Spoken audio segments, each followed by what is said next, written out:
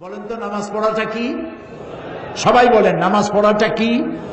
মুসলমানের কাজ। আর নামাজ না পড়াটা বলে কাফেরের কাজ। লা দীনা লিমান লা সালাতা লাহু। যার কাছে নামাজ নাই তার কাছে দ্বীন নাই, ঈমান নাই, চরিত্র নাই, কিছুই নেই। নবী করিম সাল্লাল্লাহু আলাইহি ওয়াসাল্লামের জীবনের শেষ নামাজও তিনি জামাতে আদায় করেছিলেন। সুবহানাল্লাহ। দুইজন সাহাবীর কাঁধের উপরে ভর করে তিনি মসজিদে নববীতে প্রবেশ করেছিলেন এবং খুতবা দিতে গিয়ে বললেন, আল্লাহ তাআলা এই পৃথিবীর সমস্ত সম্পদ, জাগতিক সম্পদ তার এক বান্দাকে তিনি দিতে চেয়েছিলেন, কিন্তু তিনি সেই সমস্ত সম্পদকে উপেক্ষা করে তিনি আল্লাহর কাছে ফিরে যাওয়া পছন্দ করেছেন।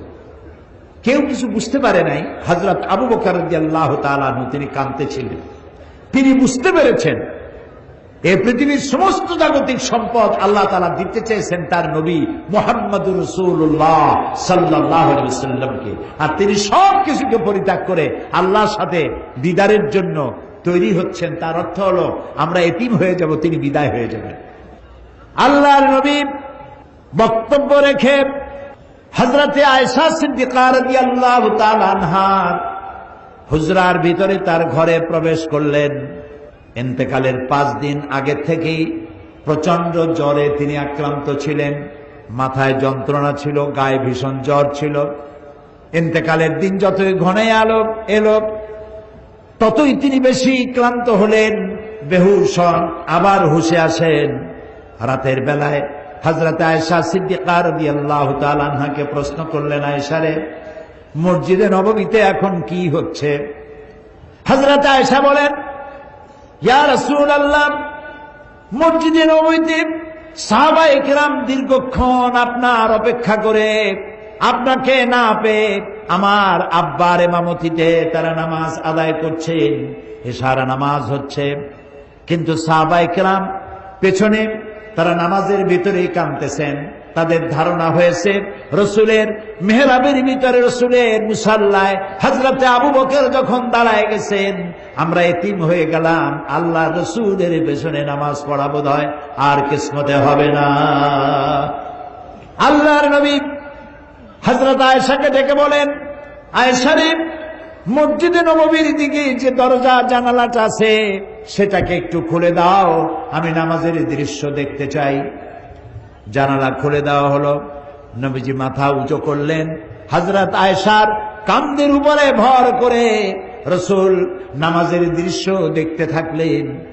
আবার তিনি শুয়ে পড়লেন, চোখের কোণা থেকে পানি বেয়ে পড়তে লাগলো।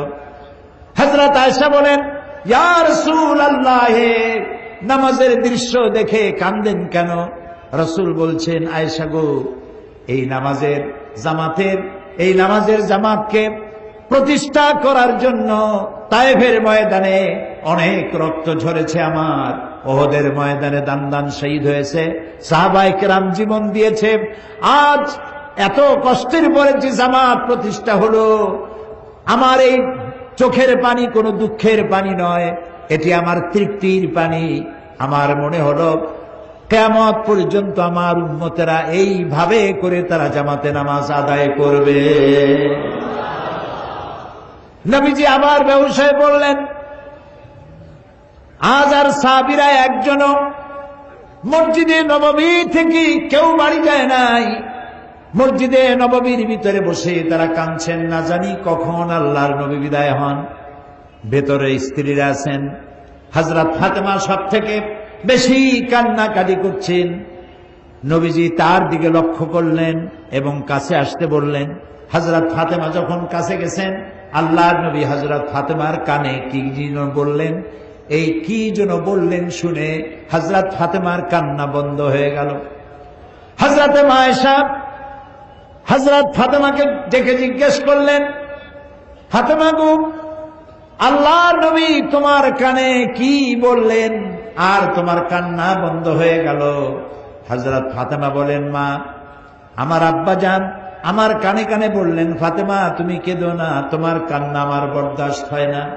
আমি তোমাকে সুসংবাদ শোনাতে চাই, আমি দুনিয়া থেকে বিদায় হওয়ার পর সকলের আগে তোমার সাথে আমার দেখা হয়ে যাবে। এর দ্বারা হযরত ফাতেমা বুঝতে পেরেছেন রাসূল ইন্তেকালের পরে সকলের আগে হযরত ফাতেমার ইন্তেকাল হবে আর রাসূলের সঙ্গে দিদার নসিব হবে। হজর হয়ে এলো, নবীজি বেহুশ অবস্থায় পড়ে আছেন।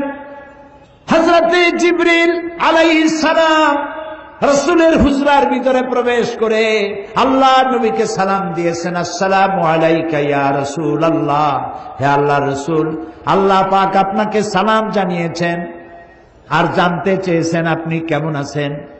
যদিও আল্লাহ সবই জানেন, আপনার মুখ থেকে জানতে চেয়েছেন আপনি কেমন আছেন।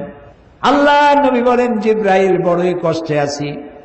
হযরতে জিবরাইল বলেন, ইয়া রাসূলুল্লাহ, আল্লাহ রাব্বুল আলামিনের পক্ষ থেকে আজ এক নতুন ফেরেশতা আমি সাথে করে নিয়ে এসেছি, যেই ফেরেশতা পৃথিবীর কোন মানুষের কাছে যাওয়ার জন্য আসার জন্য অনুমতি চায় না, আজ আপনার খেদমতে আপনার কাছে আসার জন্য অনুমতি চায়।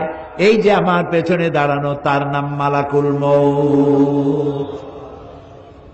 হযরতে মালাকুল মউত রাসূলকে সালাম পেশ করে বলছেন, ইয়া রাসূলুল্লাহ, আল্লাহ রাব্বুল আলামিন তিনি আমাকে পাঠিয়েছেন আপনার জান কবজের জন্য। আমি এই পৃথিবীতে কারো জান কবজের জন্য অনুমতি চাই নাই, আপনার কাছে অনুমতি চাওয়ার জন্য আমাকে বলা হয়েছে। নবীজি বললেন, মালাকুল মউত, আমি যদি অনুমতি না দেই? মালাকুল মউত বলছেন, ইয়া রাসূলুল্লাহ, অনুমতি যদি না পাই আমাকে ফেরত যেতে বলা হয়েছে। হযরতে জিবরাইল বলেন, ইয়া রাসূলুল্লাহ, আল্লাহ রাব্বুল আলামিন আপনার দিদারের ইন্তজার করতেছেন। আল্লাহ নবী হযরতে মালাকুল মউতকে অনুমতি দিলেন, জান কবজ শুরু হয়ে গেল। নবীজি বললেন, জীবনের শেষ কথা মুখ থেকে বেরোলো, আসসালাত আসসালাত ওয়া মা মালাকাত আইমানুকুম। আমার উম্মতেরা, জীবনের শেষ কথা তোমাদের জন্য রেখে গেলাম, নামাজ নামাজ নামাজ ছেড়ে দিও না। আল্লাহর নবী দুনিয়া থেকে চির জনমের মতো বিদায়ের সময় মেয়ের কথা বললেন না, নাতির কথা বললেন না, জামাইয়ের কথা বললেন না, স্ত্রীর কথা বললেন না, কারো কথা বললেন না। দুটি কথা বলেছেন, আমার উম্মতেরা, নামাজ নামাজ, সালাত সালাত। আর তোমাদের অধীনস্থ যারা কাজ করে খায়, কষ্ট করে, তাদের প্রতি তোমরা নির্যাতন করবে না, জুলুম করবে না, তাদের প্রতি ইনসাফ করবে, আর তোমরা নামাজ সঠিকভাবে আদায় করবে। যেই নবী ইন্তেকালের সময় জীবনের শেষ কথা নামাজ নামাজ বলে দুনিয়া থেকে বিদায় হয়ে গেলেন, সেই নবীর উম্মত দাবি করে আমরা নামাজ আদায় করি না। বিশ্বকবি আল্লামা ইকবাল বলেছেন, মসজিদ মে মরসিয়া খায়ে কে নামাজি না রহি, याने वो साहिबे औसाफे हिजाजी न रही। মসজিদ আজ চিল্লাচ্ছে, মসজিদ আজ কাঁদছে, কই সেই মুসল্লি? বেলালের মতো, আম্মারের মতো, খাব্বাবের মতো, খুবাইবের মতো, আলীর মতো, ওমরের মতো মুসল্লিরা আজ কই? সেই মুসল্লি তো নাই। মসজিদ আছে, সে মুসল্লি নাই। প্রিয় ভাই সব, আজ যারা আমার সামনে বসে আছেন, আমি কি দাবি করতে পারি আজকের এই বিশাল জনসমুদ্র সিলেট শহরে মাঠ ঘাট রাস্তা সব বন্ধ হয়ে গেছে, কোরআন প্রেমিক কোরআন পাগলে ভরে গিয়েছে সিলেট? আমি কি দাবি করতে পারি যে আপনারা যারা নামাজ পড়েন না, অথবা যারা পড়েন অনিয়মিত, যে রাসূল কিয়ামতে পরিচয় না দিলে সুপারিশ না করলে জান্নাতে যাইতে পারবো না, সেই রাসূলের দাবি তিনি নামাজ পড়ার জন্য বলেছেন, আল্লাহ 82 বার বলেছেন, এই নামাজ জীবনেও ছাড়বো না, এই ওয়াদা কি আজকের মাঠে আমরা কি করতে পারি? তাহলে দুহাত উঁচু করুন।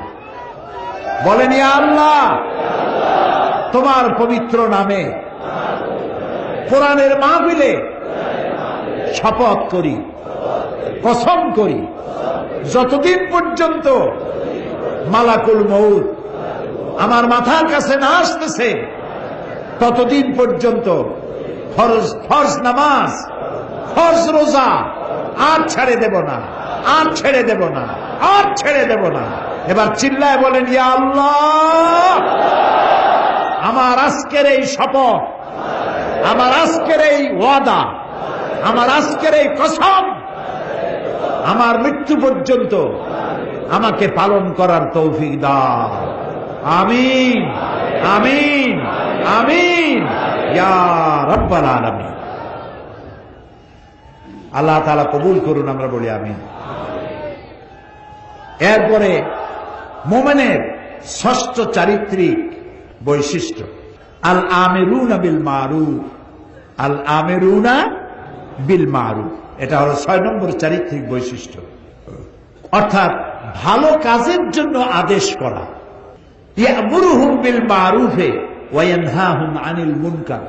সমস্ত নবীদের দায়িত্ব ছিল ভালো কাজের আদেশ করবেন, অন্যায় কাজে মানুষকে প্রতিবন্ধকতার সৃষ্টি করবেন। এটা হলো রাসূলের দায়িত্ব। আল্লাহ তাআলা বলছেন এটা উম্মতের দায়িত্ব। কুনতুম খায়রা উম্মাতিন উখরিজাত লিন-নাসি তা'মুরুনা বিল মা'রুফি ওয়া তানহাউনা আনিল মুনকার। কুনতুম খায়রা উম্মাতিন, তোমরা শ্রেষ্ঠ জাতি। কে বলতেছেন? বলেন সবাই। কাদেরকে বলতেছেন? আমাদেরকে। বলেন কাদেরকে? এই মুসলিম মিল্লাতকে আল্লাহ বলছেন তোমরা শ্রেষ্ঠ জাতি। আহারে, আল্লাহ বললেন শ্রেষ্ঠ জাতি, আর আমি হইলাম দুনিয়ার মধ্যে সব থেকে কপাল পোড়া জাতি, ঠিক না? আজকে পৃথিবীতে সব থেকে লাঞ্ছিত, বঞ্চিত, নিগৃহীত, হোমলেস, স্টেটলেস, সম্মান নাই, মর্যাদা নাই কোন জাতি? এই মুসলমান। অথচ আল্লাহ বলছেন কুনতুম খায়রা উম্মাতিন উখরিজাত লিন-নাস, তোমাদেরকে আমি পৃথিবীতে প্রেরণ করেছি শ্রেষ্ঠ জাতি। তোমরা খায়রে উমাম এবং ইমামে আকওয়াম, শ্রেষ্ঠ জাতি এবং জাতি সমূহের নেতা তোমরা। সুবহানাল্লাহ বলে, আলহামদুলিল্লাহ বলে। তোমাদের দায়িত্ব মানুষকে ভালো কাজের আদেশ দেবে, অন্যায় কাজ থেকে ফিরায় রাখবে। আমরা কি তা করি? আপনার চোখের সামনে একটা যুবক ছেলে সোনার চেন পরেছে গলায়, এই চরম শীতের দিনেও সামনের 3-4টা বোতাম খুলে রাখে যাতে লোকেরা বোঝে উনি একটা কিছু ঝুলাইছে। এটা যখন আপনি দেখেন, আপনি কি তাকে নিষেধ করেন যে বাবা এই সোনাটা তোমার জন্য নয়, পুরুষের জন্য, এক রত্তি সোনাও হারাম। তুমি তো সোনার চেন পরো নাই, তুমি জাহান্নামের আগুনের শিকল পরেছ। এই চেনটা খুলে তোমার মাকে দিয়ে দাও, বউ থাকলে বউরে দিয়ে দাও, বোন থাকলে বোনেরে দাও, কেউরে না দাও বাক্সের মধ্যে ধুয়ে দাও। যেদিন বউ পাইবা সেই দিন বউয়ের গলায় ঝুলাই দিও। যুবকেরা এখন কানে দুল পরে, দেখছেন না? কানে দুল পরে। আমি লন্ডনে দেখেছি কানে দুল, নাকে ফুল, জিব্বার মধ্যে রিং পড়ছে। কত বড় শয়তান! আমি চিন্তা করছি জিব্বায় রিং পড়ছে, খায় কেমনে? মাথায় কত কায়দার যে চুল, জেল মাইখা সব খাড়া করে তৈরি করে। এরপরে আবার কেউ চতুর্দিক দিয়ে কামায়া মাথার উপরে তালপট্টির দ্বীপের মতো রাখে। আবার আমেরিকায় দেখলাম এক প্রকারের যুবক, যুবশ্রেণীর ছেলে মেয়ে, প্যান্ট পরছে, জামা পরছে, সমস্ত সুতাগুলো বাইর করে ছেঁড়া, হাঁটুর কাছে, হাঁটুর উপরে, নিচে, এদিকে সেদিকে ছেঁড়া ছেঁড়া। তাই মনে করলাম আমেরিকা পৃথিবীর এত বড় ধনী দেশ, আমার দেশে ভিক্ষুকরাও তো এত ছেঁড়া জামা পরে না, এরা কি এতই গরিব? কয় না হুজুর, এগুলোর দাম অনেক বেশি। তারপর কত কায়দার দাড়ি রাখে, দেখছেন অবস্থা? দুই দিকে কামাই না, এখানে হোমিওপ্যাথি মার্কা একটু রাখে, গসা দিল উঠে যায় এরকম। আবার এখান থেকে মোষের সাথে একটা দাগ দিয়ে রাখে এখানে। আবার কেউ বা মাঝখান দিয়ে কামাইয়া দুই দিকে রাখে। আবার কেউ মোষটা এত ঘন করে ঠোঁটের উপরে দিয়া, এমন ভাবে মোষ ঘন এবং ঢাকা মুখ, 5 ব্যাটারির টর্চ লাইট মারিয়া খোঁজ করে পাওয়া যাবে না যে লোকটা হাসে না কাঁদে। আল-আমিরুনা বিল মারুফ, ভালো কাজের আদেশ করেন, অন্যায় কাজ থেকে ফিরাবার চেষ্টা করেন। একটা মানুষও যদি ভালো বানাইতে পারেন, কিয়ামতের দিন হতে পারে এটা আপনার জান্নাতে যাওয়ার জরিয়া হয়ে যাবে। একটা মানুষ। নূহ আলাইহিস সালাম আল্লাহর পয়গম্বর, কত বছর বেঁচে ছিলেন? আলফা সানা ইল্লা 50, 50 বছর কম 1000 বছর, কত হয়তো হবে? 950 বছর বেঁচে থেকে হেদায়েত করতে পেরেছিলেন মাত্র 40 জন অথবা 80 জন। অথচ উম্মতে মুহাম্মাদি সাল্লাল্লাহু আলাইহি ওয়াসাল্লাম, রাসূলের উম্মতের হাতে হাজার হাজার অমুসলিম ইসলাম কবুল করতেছে, বেনামাজি নামাজি হচ্ছে। আল্লাহু আকবার। তো আপনার কথায় যদি একটা লোক ভালো হয়, আপনি কত সওয়াব পাবেন চিন্তা করেন তো। কাজটা হচ্ছে নবীর, কাজটা হচ্ছে উম্মতের। এখন এই কাজটা হচ্ছে প্রত্যেকটি মুমিন, পুরুষ আর নারী। আল মুমিনুনা ওয়াল মুমিনাতু বা'দুহুম আউলিয়াউ বা'দ ইয়া'মুরুনা বিল মা'রুফি ওয়া ইয়ানহাউনা আনিল মুনকার। মুমিন পুরুষ আর মুমিন নারী তারা হলো পরস্পর পরস্পরের বন্ধু। সুবহানাল্লাহ। মুমিন পুরুষ আর মুমিন নারী পরস্পর পরস্পরের বন্ধু। তাদের কাজ কি? ইয়ামুরুনা বিল মারুফ, মানুষকে শুধু ভালো কাজ, সুন্দর সুন্দর কাজ করার জন্য তাদেরকে উৎসাহিত করবে, আর অন্যায় কাজ যত আছে সবগুলিকে বাধা দিয়া অন্যায় থেকে মানুষকে ফিরাবে। এটা হলো উম্মতের কাজ, জাতির কাজ। আল্লাহ তাআলা বলছেন কাজটার এতই গুরুত্ব, নবী করবে, উম্মতে করবে, প্রত্যেক মুমিন মুমিনাত করবে, তারপরে এটা দলেরও কাজ। ওয়ালতাকুম মিনকুম উম্মাতুন ইয়াদউনা ইলাল খায়র, প্রত্যেকটি এমন একটা দল থাকতেই হবে তোমাদের মধ্যে যে দলটির কাজ হবে মানুষকে ওয়ায়ামুরুনা বিল মারুফ ওয়া ইয়ানহাউনা আনিল মুনকার, মানুষকে ভালো কাজের আদেশ করবে, অন্যায় কাজ থেকে ফিরিয়ে রাখবে। উলাইকা হুমুল মুফলিহুন, এরাই সফল কাম হবে। সুবহানাল্লাহ, এরাই সফল হবে। এরপর আল্লাহ তাআলা বলছেন কাজটা শুধুমাত্র রাসূলের নয়, শুধুমাত্র উম্মতের নয়, শুধুমাত্র মুমিন মুমিনাতের নয়, শুধুমাত্র দলের নয়, কাজটা রাষ্ট্রেরও। ওই যে সূরা হজের আয়াত আগেই পড়েছি, ওইখানে এ পয়েন্টও আছে। আল্লাযীনা মাক্কান্নাহুম ফিল আরদ আকামুস সালাত ওয়া আতাউজ যাকাত ওয়া আমারু বিল মারুফ ওয়া নাহাউ আনিল মুনকার। রাষ্ট্রের কাজ হলো নামাজ প্রতিষ্ঠা করবে, যাকাত আদায় করবে। যাকাত কে আদায় করবে? রাষ্ট্র। রাষ্ট্র যাকাত আদায় করতে পারবে ওই সরকার যাকাত আদায় করতে পারবে যে সরকার নামাজ প্রতিষ্ঠা করবে। নামাজ প্রতিষ্ঠা করবেন না আর যাকাত আদায় করবেন, সুবিধাবাদ জিন্দাবাদ, এইটা ইসলামে নেই। 4টা কাজ 4টা কাজের 3টা করবেন, আপনি যাকাত আদায় করার অধিকার রাখেন সরকার। আর 4 কাজের 3 কাজ করবেন না, শুধু পয়সা কামাই করবেন যাকাতের নামে, আর এগুলা কি দিয়ে কি করবেন কোনো হিসাব থাকবে না, এটা চলবে। রাষ্ট্রের কাজ হলো 1 নম্বর কাজ নামাজ আদায় করবে, নামাজ প্রতিষ্ঠা করবে, যাকাত আদায় করবে। যাকাত আদায় করলে কি হবে? যাকাত আদায় করলে এনজিওরা যে কামটা করতেছে সর্বনাশ, এই সর্বনাশটা এনজিওরা করার সুযোগ পাবে না। এনজিওরা কি সর্বনাশ করে? এনজিওরা সর্বনাশ করে সমস্ত ব্যাংক তার সুদের রেশিও হচ্ছে, প্রফিটের রেশিও হচ্ছে 15 থেকে 17%, আর সমস্ত এনজিওদের সুদের পার্সেন্টেজ হচ্ছে 35 থেকে 45%। আপনি যদি 1000 টাকা নেন, আপনার নামে 850 টাকা আপনাকে দিবে, 150 টাকা সার্ভিস চার্জ আগেই রেখে দেবে, লেখা হবে 1000 টাকা দেওয়া হয়েছে। আর কিস্তি পরিশোধ করতে হবে প্রতি সপ্তাহে সপ্তাহে। দিতে দিতে কয়েক হাজার দেওয়ার পরেও ওই প্রথম 1000 টাকা শেষ হবে না। এনজিওরা সুযোগ নিয়েছে, যাকাত আদায় করেন না বলে এই সুযোগটা তারা নিয়েছে।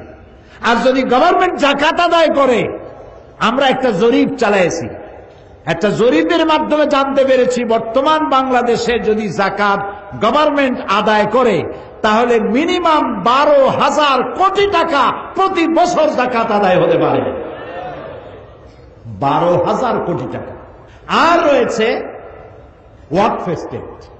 ওয়াকফ স্টেটের নামে লক্ষ লক্ষ একর জমিন ভ্যালুয়েবল জমি ভোগ করতেছে মোতোয়াল্লিরা বিভিন্ন জায়গায়,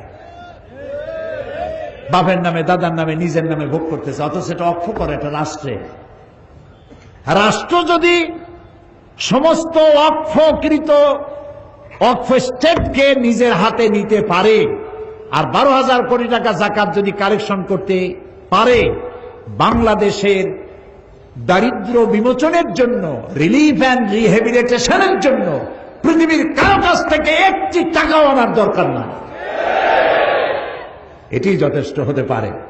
কিন্তু দুর্ভাগ্য আমাদের, আমরা সে ধরনের যারা এই কাজটি করবে তাদেরকে আমরা সুবিধা সুযোগ দিয়ে এই কাজটি করার জন্য সহযোগিতা করতে ব্যর্থ হয়েছি। এরপরে কোরআন বলছে এই কাজটি প্রত্যেক ব্যক্তি। হযরত লোকমান তার ছেলেকে বলছেন, ইয়া বুনাইয়া আকিমিস সালাতা ওয়া আমুর বিল মারুফি ওয়ানহা আনিল মুনকার ওয়াসবির আলা মা আসাবাক ইন্না যালিকা মিন আজমিল উমুর। হে প্রিয় বৎস, নামাজকে প্রতিষ্ঠা করো, আকিমিস সালাত ওয়া আমুর বিল মারুফ, ভালো কাজের আদেশ করো, আর সমস্ত অন্যায় কাজ থেকে মানুষকে ফিরাও। ওয়াসবির আলা মা আসাবাক, আর এই কাজ করতে গেলে বিপদ আসবে, সেই বিপদে ধৈর্য ধারণ করবা। আপনি যখন মানুষকে ভালো কাজের আদেশ করবেন, অন্যায় কাজ থেকে ফিরতে বলবেন, সে তখন আপনার বিরুদ্ধে ক্ষেপে আসবে। আমরা মানুষকে আল্লাহর জান্নাতের দিকে ডাকি, ঠিক না? এই যে 3 দিন ডাকলাম, 3 দিন কথা বললাম, আমার বাপের কথা বলছি, ফরিদউদ্দিন চৌধুরী সাহেব তার দাদার কথা বলছে, কোন মৌলানা সাহেব তার গোষ্ঠীর কথা কইছে, কার কথা বলেছি? আমরা ডাকি আল্লাহর দিকে। আর যারা আমাদেরকে বরদাস্ত করতে পারে না, তারা বলে এগুলো স্বাধীনতা বিরোধী। আমরা আল্লাহর দিকে মানুষকে ডাকি কোরআনের পন্থায়। ওরা কয় যে কোরআনের অপব্যাখ্যা করে। ওরে জিজ্ঞেস করা দরকার, বাবা তুমি কি ব্যাখ্যা জানো? ব্যাখ্যা জানলে না তুমি অপব্যাখ্যা বলতে পারো? তুমি তো ব্যাখ্যাই জানো না, তুমি তো কোরআন পড়তেও জানো না। তুমি কি সূরা ফাতিহা পড়তে পারো? এই যে মাতবাড়ি করো, বড় বড় ফিচার লেখো, কলামিস্ট লন্ডন থেকে লিখে লিখে পাঠায়, তারপর এখান থেকে লেখে, কত টাকার বিনিময়ে লেখো, কেউ টের না পাইলেও একজন টের পায়। তিনি কে? আল্লাহ রাব্বুল আলামিন। সুতরাং আমাদেরকে মানুষকে ভালো কাজের জন্য আদেশ করতে হবে এবং অন্যায় কাজ থেকে ফিরাতে হবে। হযরত লোকমান বলছেন এই কাজটা করতে গেলে বিপদ আসবে, এই কাজটা করতে গেলে বিপদ আসবে, সে তোমার বাধা দেবে, এই যে আজে বাজে কথা বলবে। তখন ওয়াসবির আলা মা আসাবাক, যখন বিপদ আসবে বিপদে ধৈর্য ধারণ করবা। হযরতে ইমাম গাজ্জালি তার ইহয়া উলুমুদ্দিন কিতাবের মধ্যে লিখেছেন, সবর শব্দটা আল্লাহ তাআলা কোরআন শরীফে 70 বার ব্যবহার করেছেন। আল্লামা ইমাম ইবনে কাইয়্যিম তিনি তার কিতাবে লিখেছেন, আল্লাহ তাআলা কোরআন শরীফে সবর শব্দটি 90 বার এনেছেন। ধৈর্য ধরলেই তুমি এর সুফল পাবে। তোমার গালি দিলে গালির জবাব গালি দিয়ে দিও না, ইদফা বিল্লাতি হিয়া আহসান, তুমি মানুষের মন্দের জবাব ভালো দিয়ে দাও, তাহলে তোমার দিকে লোকেরা আকৃষ্ট হবে। কোন জোশের কথা শুনলেই ইসলামের শত্রুরা সাবধান, ভেঙে ফেলবো, ঠ্যাং উল্টাই দেবো, এইগুলো কি স্লোগান আপনারা দেন? দরকারটা কি? কোন শত্রু নাই, সবাইকে বন্ধু বানান। আমি সকলের সাথে বন্ধুত্ব করতে চাই, ইসলামের বাণী শোনাতে চাই। দেখছেন ভারতের বুকে ডক্টর জাকির নায়েক কি সুন্দর করে বলে, কথার মধ্যে কোনো উত্তাপ নাই, গাল নাই, গর্জন নাই, তর্জন নাই, কোনো গ্ল্যামার ছাড়া, কোনো বিজ্ঞাপন ছাড়া। একটা টেলিভিশন চলে একটা ব্যক্তি দিয়া, যার দর্শক সংখ্যা কোটি কোটি, এবং তার শ্রোতারা মূর্খ না, যারা শোনে হাইলি এডুকেটেড পারসন, হাজার হাজার বসে বসে তার কথা শোনে। সুবহানাল্লাহ। তার কথা মনে উঠলেই আমার দোয়া আসে শুধু। আমার কাছে মনে হয় মুসলিম মিল্লাতের জন্য আল্লাহর এক নিয়ামত। আল্লাহ জাকির নায়েকের হায়াত দারাজ করে দাও, তার স্মৃতি শক্তি আরো বাড়ায় নাও। একবার শুনলাম এক মহিলা প্রশ্ন করছে ডক্টর জাকির নায়েককে যে, আচ্ছা আপনি তো বললেন হিন্দু মুসলমান খ্রিস্টান বৌদ্ধ সব ভাই ভাই, তো সব যদি আমরা ভাই ভাই হই, আমি তো হিন্দু, ওই মহিলা বলছে আমি তো হিন্দু, তা আপনার মক্কা মদিনে আমরা যাইতে পারি না কেন? এটা কঠিন প্রশ্ন। আমি চিন্তা করলাম কি জবাব দেয়। আমার কাছেও জবাব আছে, কিন্তু উনি কি বলেন সেটা শোনা দরকার।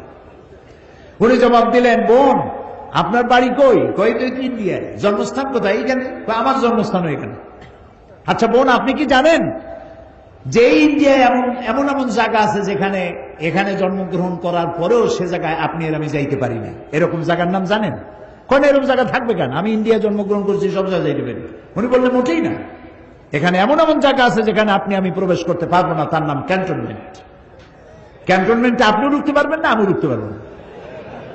ক্যান্টনমেন্টে ঢুকবে যারা নিরাপত্তার দায়িত্বে, দেশ রক্ষার দায়িত্বে যারা আছে, যে কোনো মুহূর্তে ডাক দিয়ে বলে জান দেওয়ার জন্য, রক্ত দেওয়ার জন্য, জীবন দেওয়ার জন্য ঝাঁপায় পড়বে, সেসব সেনাবাহিনীর জন্যই ক্যান্টনমেন্ট তৈরি করা হয়। ওখানে আপনি আর আমি যাইতে পারবো না। ইসলামেরও একটা ক্যান্টনমেন্ট আছে, সেটার নাম মক্কা আর মদিনা। ওইখানে ওই সব লোকেরাই যেতে পারে যারা আল্লাহর জন্য দান দিতে পারে, মাল দিতে পারে, রক্ত দিতে পারে। প্রিয় বোন, আপনিও যেতে পারবেন। আপনার পাসপোর্টে একটা ভিসা লাগান, ভিসার নাম লা ইলাহা ইল্লাল্লাহু মুহাম্মাদুর রাসূলুল্লাহ। কালকে আপনি মক্কা মদিনা চলে যান। কি সুন্দর জবাব! আমার খালি দোয়াই আসলো যে আল্লাহ তাআলা কি ব্রেন তুমি তাকে দিয়েছো, সুবহানাল্লাহ। তো মানুষকে আপনি বুঝাবেন। আমি একবার লন্ডনে এক বাড়িতে দেখলাম সিলেটি ভাষায় ইনজিল শরীফ। আমি তো অবাক হয়ে গেলাম যে আল্লাহ জিবরাইল দিয়ে সিলেটে আবার ইনজিল বানাইতে হবে। তো দেখি যে সিলেটি আঞ্চলিক ভাষা ইনজিল এতটুকু, ওর মধ্যে লিখছে ঈসা আলাইহিস সালাম আসলা, টাইম টাইম একখানা গাছের তলায় বসে আসলেন, এইরকম ভাষা দিয়ে লেখা। তা আমি তার বললাম, এটা কি আপনি কিনছেন? কয় না, একজন খ্রিস্টান আমার প্রতিবেশী দিয়ে গেছে। তা আপনি এখানে কত বছর আছেন? কথা প্রায় 30 বছরের মতো। আমি বললাম, ভাই 30 বছর আপনি এখানে আছেন, আপনার ঘরে ইনজিল, সিলেটি ভাষায় ইনজিল আপনার ঘরে রেখে গেল, আপনি কি ইংরেজিতে অনুবাদ করা একজন কোরআন শরীফ আপনার খ্রিস্টান প্রতিবেশীকে দিচ্ছেন? কয় না, তা তো দেয়নি। আপনি তা দেন নাই, আর স্লোগান দেন ইসলামের দুশ্মনেরা হুঁশিয়ার সাবধান।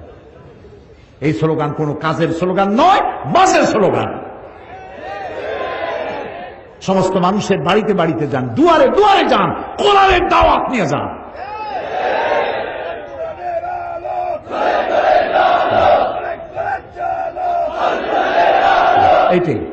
এইটাই স্লোগান, এটাই গ্রহণযোগ্য স্লোগান। কোরআন শরীফ বাংলায় ছাপা কোরআন শরীফ আছে, বাংলা ভাষায় অনুবাদ করা, এক জেল কিনবেন। যে ব্যক্তি কোরআন ইসলামকে মৌলবাদ বলে, জঙ্গিবাদ বলে, এক জেল কোরআন শরীফ তাকে হাদিয়া দিয়ে আসবেন। ভাই জঙ্গিবাদ না মৌলবাদ তুমি নিজে একটু পড়ে বোঝো, ভাই তোমার পায়ে ধরি, পয়সা দেওয়া লাগবে না, দিয়ে গেলাম, তুমি পড়ো। পারবেন? কোন না পারবেন?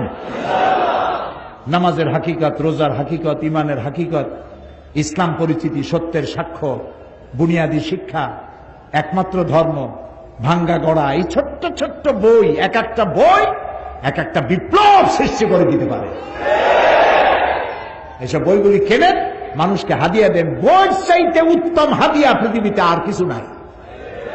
যত গল্প গুজবের বই, এই যে 21শে ফেব্রুয়ারি বই মেলা, খারাপ না, বাংলা ভাষার চর্চা হচ্ছে। বাংলা ভাষা আমার মায়ের ভাষা, আর ভাষা হচ্ছে নিয়ামত।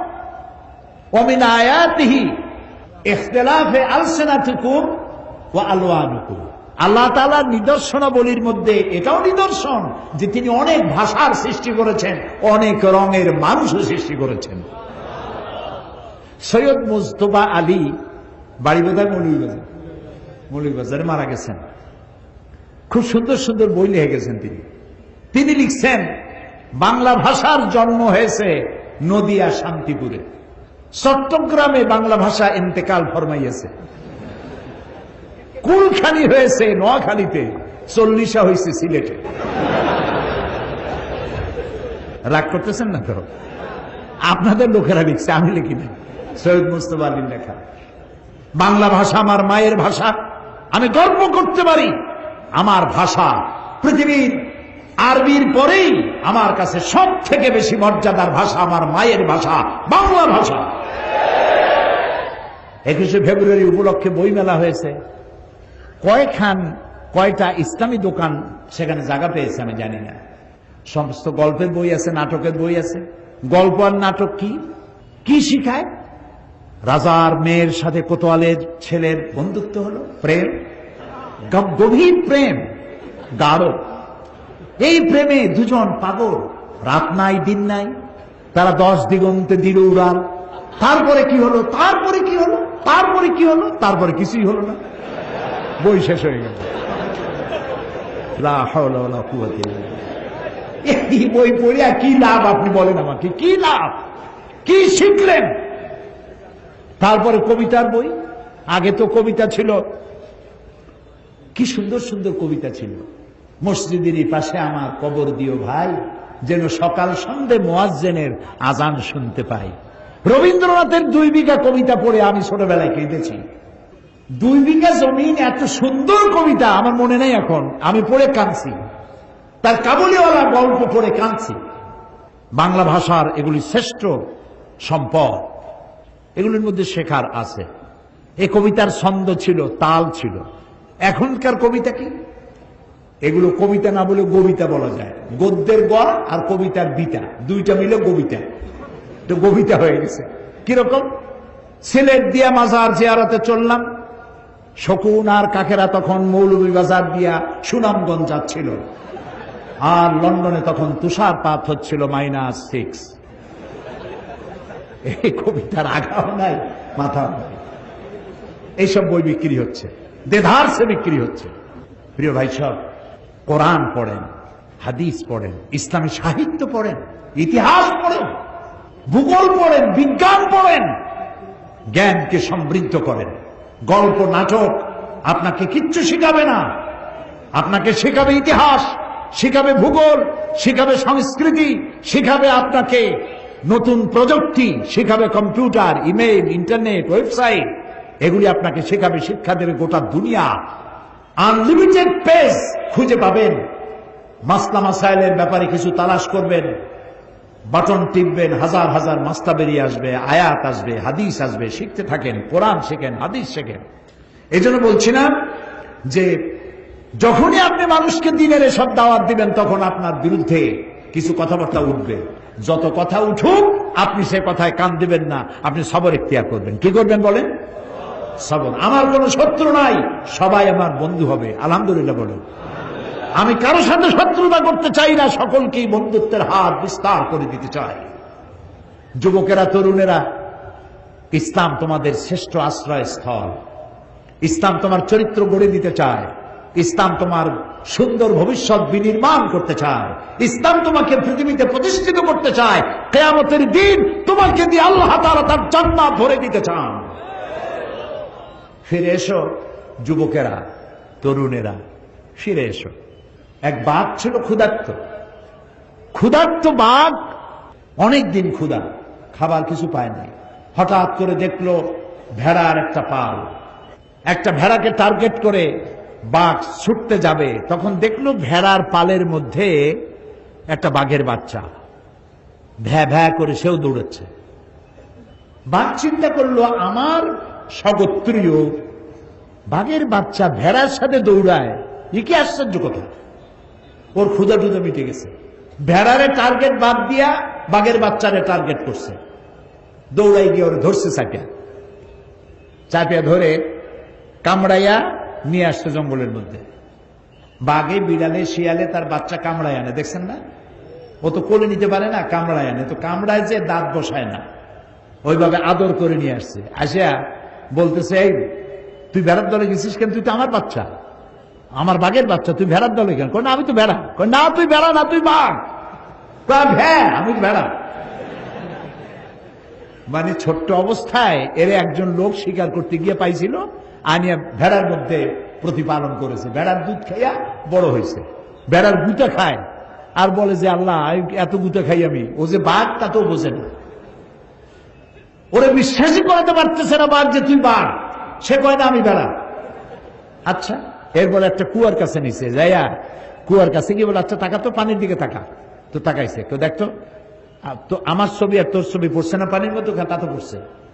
দাঁতগুলো বাইর কর, তোর দাঁত আর আমার দাঁত ধারালা দাঁত কিনা? কয় তা তো ধারালা দাঁত। আমার চোখ আর তোর চোখ দুটো বড় কিনা, বলে তা তো বড়। আমার গায়ে যেমন হলুদ আর কালো ডোরা ডোরা আছে, তোর গায়ে আছে না ওইরকম বাংলা লিঙ্কের মতো আছে।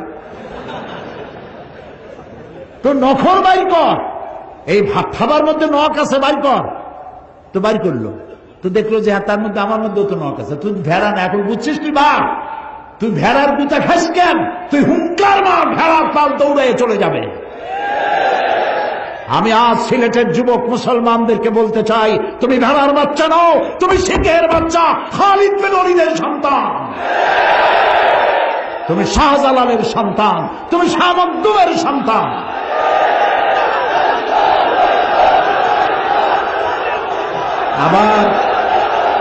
আবার তুমি জাগ্রত হও, মুসলমান হিসেবে পরিচয় দিতে গর্ববোধ করো।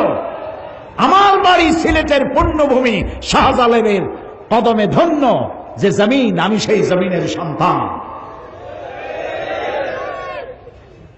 এই শুকর আদায় করে মাথা উঁচু করে দাঁড়াও, তোমাদেরকে কেউ দখল করতে পারবে না। 50,000 60,000 লোক বঙ্গভূমি দাবি করে সীমান্ত এলাকায় এসে বাংলাদেশের ছাতাও করতে পারবে না। সেজন্য তৈরি হতে হবে, প্রস্তুত থাকতে হবে, মুসলমান হও। ওয়ালা তাহিনু ওয়ালা তাহজানু ওয়া আনতুমুল আ'লাউনা ইন কুনতুম মুমিনিন। তুমি যদি মুমিন হও, তোমার কোনো ভয় নাই, ডর নাই, চিন্তা নাই, বিজয় তোমার জন্য অপেক্ষা করছে। সুবহানাল্লাহ। কার ওয়াদা? আল্লাহর ওয়াদা। কার ওয়াদা? আরো জোরে বলো। আল্লাহর ওয়াদা কি মিথ্যা হয়? কখনো নয়। প্রিয় ভাই সব, এই যে আল আমিরুনা বিল মারুফ, নেক কাজের আদেশ আপনি যত দিবেন, এর সুফলটা কি? এর সুফল হাতে হাতে দেখায় দিই। মানুষ দেখতে পারলে আর শুনতে চায় না। আপনারা দেখতে চান? দেখতে চান? দেখুন কিভাবে দেখবেন। 1400 বছর পেছনের ইতিহাসের দিকে তাকান। রাসূল ইন্তেকাল করেছেন, ক্ষমতায় এসেছেন হযরতে সিদ্দিক আকবর আবু বকর রাদিয়াল্লাহু তাআলা আনহু। প্রধান বিচারপতির দায়িত্ব দিয়েছেন ওমর ইবনুল খাত্তাব রাদিয়াল্লাহু তাআলা আনহুকে। তিনি এখন প্রধান বিচারপতি, চিফ জাস্টিস। ইতিহাস লিখছে হামাকাসা আমান কামিলান ওয়া লাম ইয়াখতাসিম ইলাইহি ইসনান। হযরত ওমরের কোর্টে পূর্ণ 1 বছর হয়ে গেছে, তিনি চিফ জাস্টিস, কিন্তু হযরত ওমরের কোর্টে কোনো মামলা দায়ের হয় নাই। এরকম পৃথিবীতে আছে নাকি কোন কোর্ট যেখানে বছরে একটা মামলাও হয় না? বলেন। যাই দেখেন সিলেটের কোর্টে কত হাজারো মামলা জমা পড়ে আছে, একটা মামলা নাই। হযরত ওমর বলছেন, মা হাজাতা বি ইনদা কওমিন মুমিনিনা ইয়া খলিফাত রাসূলিল্লাহ সাল্লাল্লাহু আলাইহি ওয়াসাল্লাম। হে রাসূলের খলিফা আবু বকর, এই জাতির জন্য চিফ জাস্টিসের দরকার কি? তিনি প্রশ্ন করলেন, তুমি একথা বলছো কেন? তিনি বললেন, আমি 1 বছর প্রধান বিচারপতির দায়িত্ব পালন করছি, আমার কাছে একটি মামলায় পর্যন্ত এলো না। হযরতে আবু বকর সিদ্দিক রাদিয়াল্লাহু তাআলা আনহু তাকে প্রশ্ন করলেন, তোমার দরবারে মামলা এলো না কেন? এই ব্যাপারে তুমি কি কোনো চিন্তা করেছো? তিনি বললেন, হ্যাঁ চিন্তা করেছি। মামলা এলো না এই কারণে, আপনি আমাকে যে জাতির জন্য বিচারক বানিয়েছেন, সেই জাতির দিন হচ্ছে দিন হুমুন নসিহা। সে জাতির দিন হচ্ছে নসিহা, কল্যাণ কামনা করা। এই জাতির প্রত্যেকটি ফর্ম, এই জাতির প্রত্যেকটি পার্সন আর এক পার্সনের জন্য কল্যাণ কামনা করে। তা আমি যদি আপনার কল্যাণ কামনা করি, তাহলে আপনি কি আমার অকল্যাণ কামনা করবেন? করবেন না। মানহাজুহুমুল কোরআন, আর এই জাতির মানহাজ, উদ্দেশ্য, লক্ষ্য, সংবিধান হচ্ছে কোরআন। ওয়া আমালুহুম আল আমরু বিল মারুফ ওয়া নাহয়ু আনিল মুনকার, আর এই জাতির আমলটাই হচ্ছে ভালো কাজের আদেশ দেওয়া, অন্যায় কাজ থেকে ফিরিয়ে রাখা। কুল্লু ওয়াহিদুম মিনহুম ইয়ারিফু হাদ্দাহু ফায়াকিফু ইনদা, এর প্রত্যেকটি ব্যক্তি সে তার বর্ডার চেনে, এবং বর্ডারের কাছে যখন যায় তখন সে থমকে দাঁড়ায়। বর্ডার কি? জেনা করা একটা বর্ডার, জেনা একটা বর্ডার, অহংকার একটা বর্ডার, মদ একটা বর্ডার, সুদ একটা বর্ডার, গীবত একটা বর্ডার। আল্লাহর নির্ধারিত এই বর্ডারগুলির কাছে যখন যায়, তারা বর্ডার চেনে আর ওখানেই থমকে দাঁড়ায়, বর্ডার ক্রস করে না। ফায়াকিফু ইনদা, আল্লাহ তাআলা এই বর্ডারগুলি রেখেছেন। এই বর্ডার দেখায় বলেছেন তিলকা তিলকা হুদুদুল্লাহ ফালা তাকরাবুহা, তোমরা এই হচ্ছে আল্লাহ নির্ধারিত বর্ডার, এই বর্ডারকে তোমরা ক্রস করো না, বর্ডারকে অতিক্রান্ত করো না। ওয়াইজা মারিদা আহাদুহু মাদুহু, এই জাতি যদি কাউকে অসুস্থ দেখে তাহলে তাকে সুস্থ করার জন্য তার কাছে সেবা শুশ্রূষা করার জন্য এগিয়ে যায়। ওয়াইজাফতাকারা নাসারুহু, আর যখন এর মধ্যে কেউ ফকির হয়ে যায় তখন ফকির হলে পরে তাকে সাহায্যের হাতকে সম্প্রসারিত করে দেয়। ফাফিমা হুম ইয়াখতাসিবুনা ইলাইয়া ইয়া খলিফাত রাসূলুল্লাহ সাল্লাল্লাহু আলাইহি ওয়াসাল্লাম, এই যখন জাতির অভ্যাস তখন এই জাতির মামলা করতে আসবে কেন? সুতরাং ভালো কাজের আদেশ আর অন্যায় কাজ থেকে নিষেধ করা, এটা হলো আদেশ করাটা হলো 6 নম্বর চারিত্রিক বৈশিষ্ট্য, আর 7 নম্বর চারিত্রিক বৈশিষ্ট্য হচ্ছে অন্যায় কাজ থেকে মানুষকে বিরত রাখা। 6 নম্বরে হলো কি? ভালো কাজের আদেশ, 7 নম্বরে অন্যায় কাজ থেকে নিষেধ করা। তাআওয়ানু আলাল বিররি ওয়াত তাকওয়া ওয়ালা তাআওয়ানু আলাল ইসমি ওয়াল উদওয়ান, সমস্ত ন্যায়মূলক ভালো কাজে লোকদেরকে সহযোগিতা করো আর অন্যায় কাজ থেকে মানুষকে বিরত রাখো, ফিরে রাখো। আর 8 নম্বরে হচ্ছে ওয়াল হাফিজুনা লিহুদুদিল্লাহ, আল্লাহর হদগুলি সীমাগুলিকে চিনে সেখানে হদকে ক্রস না করা। লন্ডনে এবং আমেরিকা আমি দেখেছি রাত 2:30-3টায় গাড়িতে যাচ্ছি, ড্রাইভার সিলেটি একজন মালিক, তার নিজের গাড়ি নিজে চালায়, ওখানে ড্রাইভার রাখার, কাজের লোক রাখার এত পয়সা কোথায়? যার যার কাজ নিজেরাই করে, নিজেরা খায়া নিজের প্লেট ধোয়, নিজের জামা নিজে পরিষ্কার করে, নিজের গাড়ি নিজে চালায়। অনেক ভালো, অনেক ভালো। নবী করিম সাল্লাল্লাহু আলাইহি ওয়াসাল্লাম তাই করেছেন, আলহামদুলিল্লাহ বলে। তো গাড়ি চালাতে গিয়ে রাত 2:30-3টা বাজে, রেড লাইট জ্বলতেছে, উনি দাঁড়ায় গেছে। তাই বললাম, ভাই সামনে তো কোনো গাড়িও নাই, মানুষও নাই, লাল বাতি জ্বলছে তো কি হয়েছে? কি তো হয়েছে? তো কি তো হয়েছে? আপনি যান না কেন? কয় না যাওয়া যাবে না। কেন? কয় যে এখানে ক্যামেরা আছে, এই ক্যামেরা আমার ছবি তুলবে, আমার চেহারা শুদ্ধ, গাড়ির নাম্বার শুদ্ধ, ছবি উঠে যাবে, এবং আগামীকাল আমার নামে চিঠি আসবে, তুমি অমুক পয়েন্ট থেকে রেড সিগন্যাল ক্রস করেছো, তুমি কোর্টে দেখা করো, জরিমানা দাও। আর যদি এইরকম 2-3 বার জরিমানা যদি হয়, আর যদি জরিমানা আদায় না করে লাইসেন্স ক্যান্সেল। তো ওইখানে ক্যামেরা আছে, জানা আছে বলে বর্ডার ক্রস করতেছেন। আর আমি যে বর্ডার ক্রস করতেছি অহরহ, আল্লাহ যে আমাকে দেখছেন এই বিশ্বাস যদি থাকতো তাহলে বর্ডার ক্রস করতে পারতাম না। তো আমি সবর এখতিয়ার করে আল্লাহর সীমা রেখা, আল্লাহর সমস্ত সীমাগুলি যদি সংরক্ষণ করে আমরা চলতে পারি, তাহলে আল্লাহ তাআলা বলছেন অবাশশিরিল মুমিনিন, এই 8টি চারিত্রিক বৈশিষ্ট্য যারা অবলম্বন করতে পারবে তাদের জন্যই আল্লাহর পক্ষ থেকে রয়েছে শুভ সংবাদ, জান্নাতের শুভ সংবাদ। বলেন আল্লাহু আকবার, আল্লাহু আকবার, আল্লাহু আকবার। প্রিয় ভাই সব, আবার সুদিন ফিরে আসবে। অমাবস্যায় চিরকাল ঢেকে থাকে না পৃথিবী, পূর্ণিমার চাঁদ ওঠে, রাতের আধার চলে গিয়ে পূর্ব দিগন্ত থেকে সূর্য হেসে ওঠে। মেঘাচ্ছন্ন কুয়াশাচ্ছন্ন অবস্থা দিয়ে সূর্য চিরকাল ঢাকা থাকে না, সূর্য আবার জেগে ওঠে। হাজারো হাজারো ষড়যন্ত্রের মধ্য দিয়ে কোরআনের আওয়াজ বিকশিত হবে, মানুষের কানে কানে পৌঁছে যাবে, লোকেরা হেদায়েতের পথে চলে আসবে। শুরু হবে খেলাফত আলা মানহাজুন নবুয়া, রাসূলুল্লাহ যে খেলাফত রেখে গেছিলেন সেই খেলাফতের উপরেই পৃথিবী আবার প্রতিষ্ঠিত হবে ইনশাআল্লাহ। আল্লাহ তাআলা সূরা ইব্রাহিমের একটি আয়াত বলেই আমি মুনাজাতের দিকে যেতে চাই। আল্লাহ তাআলা এখানে বলছেন ওয়াকাদ মাকারু মাকরাহুম ওয়া ইনদাল্লাহি মাকরুহুম, তারা একটা চক্রান্ত করেছিল, চক্রান্তকারীরা একটা চক্রান্ত করেছিল। ওয়া ইনদাল্লাহি মাকরুহুম, আর ওরা যে চক্রান্ত করেছিল সেটা আল্লাহর কাছে লিপিবদ্ধ ছিল, আল্লাহর তা জানা ছিল। ওয়া ইন কানা মাকরুহুম লিতাজুলা মিনহুল জিবাল, আর তাদের ষড়যন্ত্র এমন ছিল যে ষড়যন্ত্রে পাহাড় টলে যেতে পারে। হে নবী, ফালা তাহসাবান্নাল্লাহ মুখলিফা ওয়াদি রুসুলা, হে নবী আপনি একথা মনে করবেন না যে আল্লাহ তার নবীদের কাছে যে ওয়াদা করেছেন সেই ওয়াদা আল্লাহ খেলাফ করবেন। চক্রান্ত ষড়যন্ত্র দেখে একথা চিন্তা করার কোন কারণ নাই। ইন্নাল্লাহা আজিজুন যুনতিকাম, আল্লাহ তাআলা মহাপরাক্রমশালী এবং প্রচন্ড প্রতিশোধ গ্রহণকারী। ভয় পাওয়ার কোনো কারণ নাই।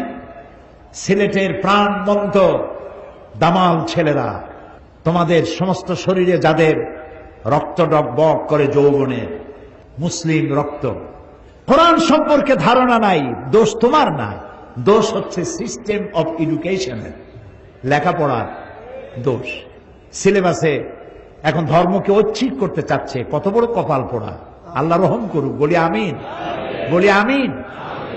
আপনার ছেলে ছোটবেলায় আলিফ যাবর আ, বা যাবর বা, তা যাবর তা এগুলি পড়তে পারবে না। ক্লাস 8-এর পরে, ক্লাস 1 থেকে 8 পর্যন্ত আলিফ বা তা সা সূরা ফাতিহা কিছুই পড়ানো হবে না।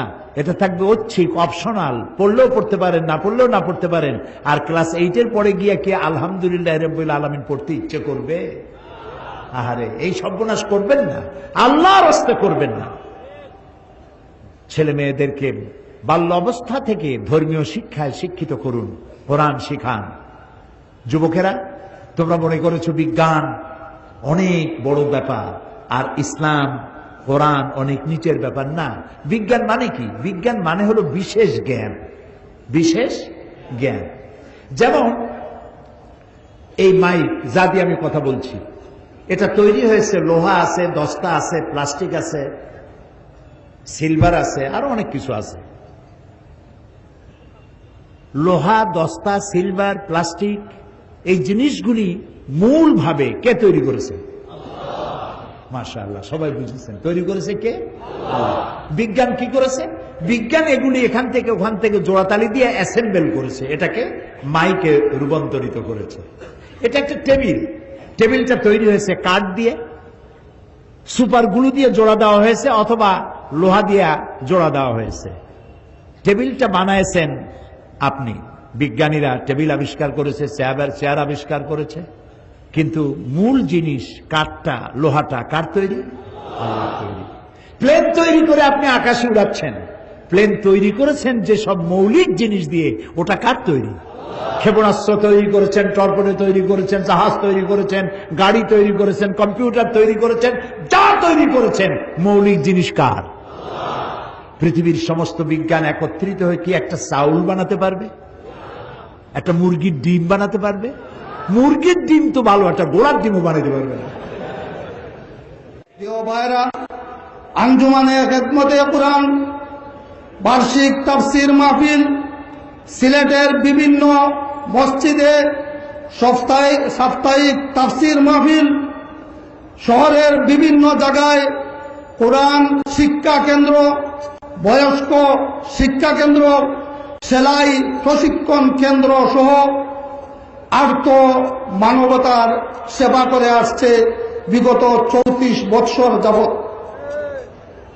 আঞ্জুমানে খেদমতে কুরআন বিগত সিডর যখন হলো দেশের দক্ষিণাঞ্চলে, সেই সিডরের সময় আঞ্জুমানে খেদমতে কুরআন প্রায় 10 লক্ষাধিক টাকার ত্রাণ সামগ্রী নিয়ে সিডর এলাকায় গিয়ে আর্ত মানবতার পাশে দাঁড়িয়েছিল। আমাদের এই মাহফিলের প্রধান আকর্ষণ হযরত মাওলানা দেলাওয়ার হোসেন সাঈদী সাহেবের বাড়ি পিরোজপুর, তার থানা, এমনকি তার বাড়িটা পর্যন্ত সিডরে আক্রান্ত হয়ে লন্ডভন্ড হয়ে গিয়েছিল। আমরা আঞ্জুমানে খেদমতে কুরআনের পক্ষ থেকে 8 শতাধিক কম্বল নিয়ে সাঈদী সাহেবের এলাকায় গিয়েছিলাম এবং এই কম্বলগুলা সিলেটের মানুষের পক্ষ থেকে সাঈদী সাহেব সেখানে বিতরণ করেছেন। এছাড়া ওই সিডর আক্রান্ত বরগুনা জেলার ফাটরঘাটা, শরণকুলা সহ বিভিন্ন এলাকায় আমরা ত্রাণ সামগ্রী বিতরণ করেছি। সম্মানিত সুধী মণ্ডলী, আঞ্জুমানে খেদমতে কোরআনের আরো 2টি সহযোগী সংস্থা রয়েছে। এর একটি হচ্ছে তাহফিজুল কোরআন শিক্ষা বোর্ড, আরেকটি হচ্ছে ইত্তেহাদুল কুররা বাংলাদেশ। তাহফিজুল কোরআন শিক্ষা বোর্ডের মাধ্যমে সিলেটের বেশ কয়েকটি হাফিজি মাদ্রাসার ছাত্ররা তারা শিক্ষা বোর্ডে, তাহফিজুল কোরআন বোর্ডে তারা হিফজের সমাপনী পরীক্ষা দিয়ে কৃতকার্য হয়ে সনদ নিয়ে থাকে।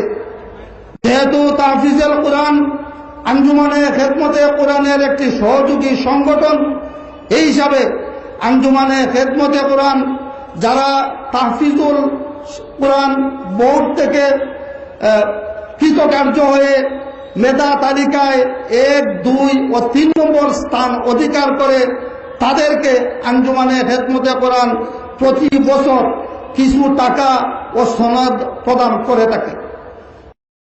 আল্লাহুম্মা আমিন।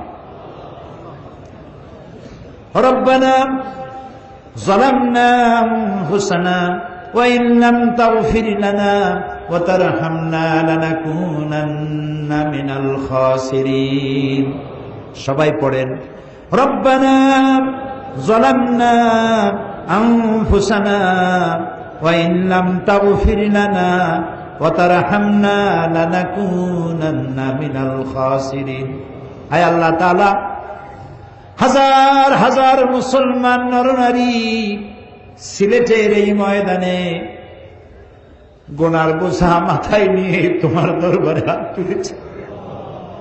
রব্বুল আলামিন, সারা জীবন গুনাহ করেছি, হাত তুলে কথা বলতে লজ্জা করে, ভয় লাগে। আল্লাহ তাআলা, তুমি দয়া করে আমাদের জিন্দেগীর গুনাহ মাফ করে দাও। আয় আল্লাহ, আমাদের মধ্য থেকে যাদের মা বাপ দুনিয়া থেকে বিদায় হয়ে গেছে, কবরগুলিকে জান্নাতের টুকরা বানায়া দাও। রব্বুল আলামিন, আমাদের জন্মদাতা পিতা যাদের মারা গেছে, কত বছর হলো কবরের মধ্যে শুয়ে আছে, কোন অবস্থায় আছে জানি না, আর আদর করে এখন কেউ তো আর নাম ধরে ডাকে না। আয় আল্লাহ, আমাদের আব্বা যাদের দুনিয়া থেকে বিদায় হয়ে গেছে, কবরটারে বেহেশত বানাইয়া দাও। রব্বুল আলামিন, আমাদের গর্ভধারিণী জনম দুঃখিনী মা যার দুনিয়া থেকে বিদায় হয়ে গেল, একটি অক্ষর মা, সারা দুনিয়ার মধু এর সাথে তুমি জড়ায় রেখেছ। আয় আল্লাহ তাআলা, 10টি মাস পেটে ধারণ করেছেন, ডেলিভারিতে কষ্ট করেছেন, পায়খানা পেশাব সাফ করেছেন, বিরক্ত হন নাই, আছাড় মারেন নাই, কষ্ট দেন নাই, নিজে না খাইয়া আমাদেরকে খাওয়াইছেন। আমরা না ঘুমালে তিনি ঘুমান নাই, আমাদেরকে গোসল না করাইয়া তিনি গোসল করেন নাই। এত কষ্ট যে মা করলো, আয় আল্লাহ, এই মা যার দুনিয়া থেকে বিদায় হয়েছে, কবরটাকে জান্নাতের টুকরা বানাও। আল্লাহ তাআলা, আমাদের মা বাপ যাদের বেঁচে আছেন, বার্ধক্যে উপনীত হয়েছেন, আল্লাহ দয়া করে তাদেরকে সুস্থতা দান করে দাও। যতদিন বেঁচে থাকেন ঈমানের সাথে বাঁচার তৌফিক দাও। বিছানায় ফালাইয়া প্যারালাইজ করে আল্লাহ তাদেরকে মৃত্যু দিও না। আল্লাহ ঈমানের মউত দাও, সুস্থতার মউত দাও। এমন মউত আমাদের বুড়া বাবা পেরে দিও, বাচ্চা যেমন মায়ের দুধ খেতে খেতে আস্তে করে ঘুমাইয়া যায়, মা বাপের মৃত্যু এরকম দিও যেন কষ্ট না হয়। বাবু, আমাদের মা বাপরে আল্লাহ তুমি কষ্ট দিও না। রব্বির হামহুমা কামা রব্বায়ানি সগীরা, রব্বির হামহুমা কামা রব্বায়ানি সগীরা।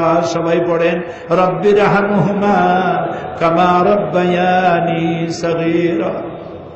আয় আল্লাহ তাআলা, আমাদের দাদা দাদি, নানা নানি, আত্মীয় স্বজন, পীর বুজুর্গ, ওস্তাদ যার যা মারা গেছে প্রত্যেকের রুহের পরে সওয়াব পৌঁছায় দাও। রব্বুল আলামিন, সারা পৃথিবীতে আজ মুসলমানেরা সব চাইতে নির্যাতিত। আল্লাহ তাআলা ফিলিস্তিনের জন্য বড় দুঃখ লাগে। ওরা আমাদের আত্মীয় না, স্বজন না, আমার ভাষায় তারা কথা বলে না, আমার গায়ের রঙের সঙ্গে তার গায়ের রঙের কোনো মিলও নাই। আল্লাহ তাআলা ওদের জন্য মায়া লাগে এই জন্য যে ওর সাথে আমার কলেমার আত্মীয়তা। আমি আল্লাহ, কি গোলাপের পাপড়ির মতো ছোট ছোট বাচ্চা বন্দুকের গুলি দিয়ে উড়াই দিতেছে। বাপ শেষবারের মতো বড় বাচ্চার কপালে জুবা দিয়ে বিদায় দিয়ে দিতেছে। কবরও জায়গা হয় না, কবরেরও জায়গা নাই। ইহুদিরা মুসলমান শেষ করে দিল। বাবু, তুমি দয়া করে ফিলিস্তিনিদেরকে সাহায্য করো, ইহুদিদেরকে লানত দাও, গজব দাও, তাদেরকে ধ্বংস করো, তাদেরকে হালাক করো, তাদের সাথী সঙ্গী সাহায্যকারীদেরকে নিরস্ত্র করে দাও, তাদের বুদ্ধি ভোতা করে দাও। আল্লাহ, দুনিয়া মুসলমানদের প্রতি তুমি সাহায্য না করলে যাবো কই? আল্লাহ তাআলা আমাদের এই প্রিয় জমিন 3 লক্ষ মসজিদে আজান হয়, প্রতিদিন 5 বার তোমার শ্রেষ্ঠত্বের ঘোষণা হয়, প্রতিদিন 5 বার 3 লক্ষ মসজিদ দিয়ে তোমার নবীর, বিশ্ব নবীর নবুয়তের ঘোষণা করা হয়। তুমি কি এই দেশটা ধ্বংস করে দিতে পারো? তুমি কি এই দেশটা পরাধীন দাবেদার দেশ বানাইতে পারো? আল্লাহ তাআলা এই সিলেটকে তোমার দরবারে সারা বাংলাদেশের মধ্যে আদর্শ জেলায় পরিণত করে দাও। আল্লাহ তাআলা কি দিয়ে শুকর আদায় করবে তোমার? 2 বছরের বিশাল বিশাল কোরআনের তাফসীরের মাহফিলের বদ্ধ দরজা সিলেট থেকে তুমি খুলে দিয়েছো বাবু। এই সিলেটবাসীর উপরে তোমার অযুত ধারায় রহমত বর্ষণ করো বাবু। এই ময়দান থেকে যে তাফসীরের দরজা খুললো, আল্লাহ এই কোরআনের দরজা প্রত্যেক জেলায় খুলে দাও, প্রত্যেক উপজেলায় খুলে দাও, প্রত্যেক ঘরে ঘরে খুলে দাও। কোরআন বোঝার প্রতি মানুষের আগ্রহ জন্মায় দাও।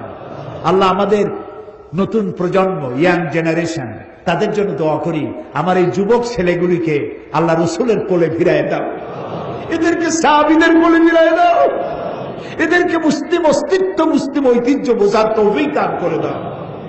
আল্লাহ তাআলা মা বোনদের এমন জীবন যাপনের তৌফিক দাও যাতে করে কিয়ামতে হযরত আয়েশা খাদিজার সঙ্গে হাসর নসিব হয়ে যায়। যার সন্তান নাই, নিঃসন্তানীকে সন্তান দাও, যার অসুখ বিসুখ আছে আল্লাহ তুমি মাফ করে দাও। আল্লাহ তাআলা এই মঞ্চে আমরা যারা আছি, সামনে যারা আছেন, যার যে কষ্ট আছে, দুঃখ আছে, দূর করে দাও। আমাদের স্ত্রী, পুত্র, পরিজন, ভাই বোন, নাতি, পুত্রবধূ যা তুমি দান করেছো সবগুলিকে দিনদার, ইমানদার, নামাজি, পরেজগার বানাও। কয়েক সেকেন্ড আমি আপনাদের জন্য ছেড়ে দিলাম, মাথা নিচু করে, চক্ষু বন্ধ করে, যা চাওয়ার আছে বিনীতভাবে চোখের পানি ফেলে আল্লাহর কাছে চাইতে থাকুন। এত বড় মুনাজাত আল্লাহ ফেরত দিতে পারেন না, কারণ তিনি রহমান, তিনি রহিম, তিনি গফুর, তিনি গফফার, তিনি সত্তারুল উয়ুব।